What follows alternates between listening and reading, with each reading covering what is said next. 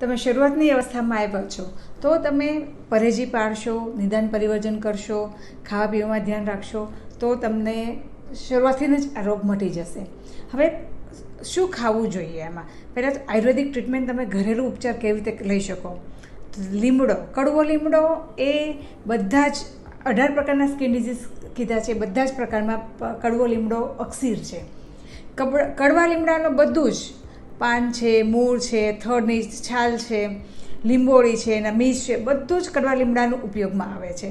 તો કડવા લીમડાનો પાવડર છે, એના પંચાંગ કીધા છે, કડવા લીમડાના પંચાંગનો પાવડર બનાવી અને તેનો ઉપયોગ કરો સવાર, બપોર, સાંજ 3 ટાઈમ. જે લોકોને સોરિયાસિસનો રોગ છે તો એ લોકોને મટી જશે. લીમડા ઉપરથી થનાર ગળોને રસાયણ કીધી છે.